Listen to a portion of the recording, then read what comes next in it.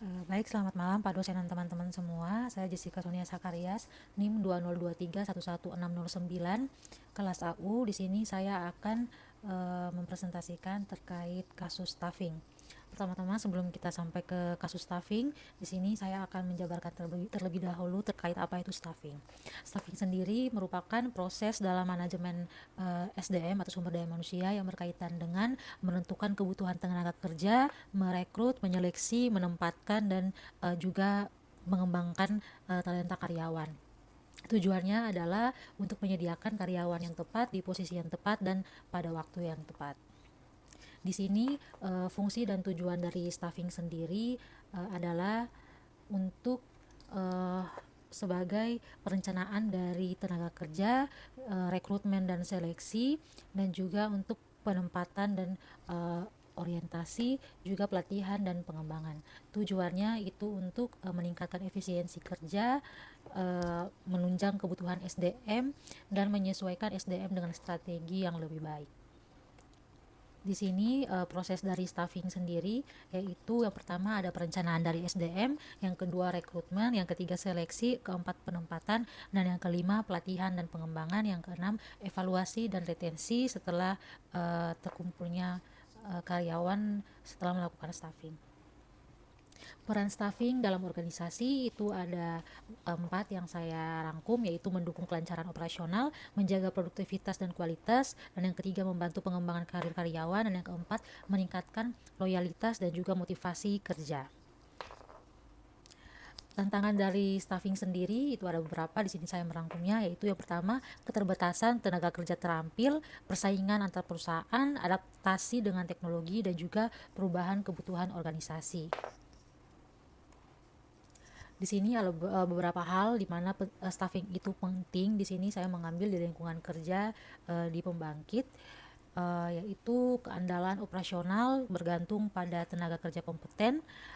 Staffing yang tepat itu bisa meminimkan gangguan dan meningkatkan efisiensi dan juga keselamatan kerja lebih terjamin. Jadi di sini para staff atau karyawan mungkin bisa berikan pelatihan atau training terlebih dahulu, terutama pada bidang K3, sehingga keselamatan kerja dan juga kesehatan kerja dapat berjalan lebih baik di lingkungan pembangkit, di mana di lingkungan pembangkit sendiri lebih sering atau lebih berpotensi untuk terjadinya kecelakaan kerja. Di sini karyawan juga harus mampu untuk membaca parameter sistem, menangani gangguan teknis, dan melakukan pemeliharaan secara rutin. Di sini saya mengambil kasus staffing pada di lingkungan pembangkit listrik. Di sini saya mengambilnya di PLTMG, pembangkit listrik tenaga mesin gas. Di sini permasalahan yang sering terjadi yaitu kekurangan operator terlatih untuk sistem SCADA, atau yang kedua kurangnya teknisi pemeliharaan turbin dan genset, terus tingginya tingkat turnover dari teknisi.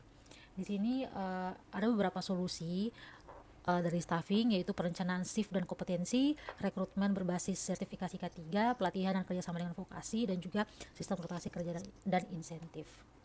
Di sini saya akan masuk lebih dalam lagi terkait kasus sistem staffing di pembangkit listrik yang saya ambil, yaitu di PLTMG Seram 2. Maksudnya PLTMG Seram Piker. Di sini pembangkit ini berkapasitas 20 MW yang beroperasi 24 jam nonstop. Di sini sistem shift operator terbagi menjadi 3 shift utama dengan dukungan teknisi dan operator harian. Dalam beberapa bulan terakhir ini terjadi gangguan ringan yang terlambat ditangani dan meningkatkan backlog pekerjaan pada pemeliharaan. Masalah staffing yang pertama itu kekurangan operator shift. Idealnya itu 5 orang per shift, tapi di sini hanya tersedia 3 sampai 4 orang karena adanya cuti panjang, pelatihan luar daerah, dan keterlambatan rekrutmen. Yang kedua, satu operator sering menangani 2 unit genset sekaligus. Yang kedua itu ada kesenjangan kompetensi. Di sini banyak operator yang belum familiar dengan sistem kontrol SCADA dan peralatan gas engine. Di sini operator senior harus lebih mengawasi sekaligus mengoperasikan dan mengoperasikan. Jadi senior pun harus melakukan 2 pekerjaan, sehingga ini menyebabkan multitasking yang berlebihan. Yang ketiga itu resiko kelelahan, operator yang menjalani shift tambahan karena harus mengganti di luar jadwal. Dan yang kedua itu terjadi penurunan konsentrasi saat monitoring tekanan bahan bakar dan suhu mesin.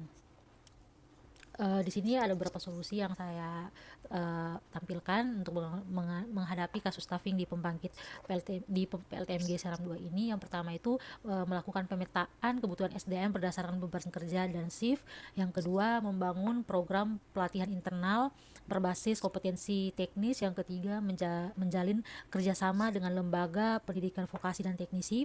Yang keempat itu menerapkan sistem intensif dan jenjang karir untuk meningkatkan retensi. Yang kelima yaitu digitalisasi proses monitoring kinerja dan pengembangan karyawan. Yang keempat, rekrutmen berbasis sertifikasi dan uji kompetensi sesuai kebutuhan operasional. Kesimpulan yang dapat saya ambil yaitu staffing adalah aspek penting dalam manajemen sumber daya manusia atau SDM. Proses dari staffing yang baik itu dapat menghasilkan karyawan berkualitas dan organisasi yang sukses, dan dibutuhkan strategi dan pendekatan yang tepat dalam pelaksanaannya atau dalam merekrut atau dalam proses mencari karyawan. Sekian dan terima kasih. Jika ada pertanyaan, kritik dan saran, saya persilakan.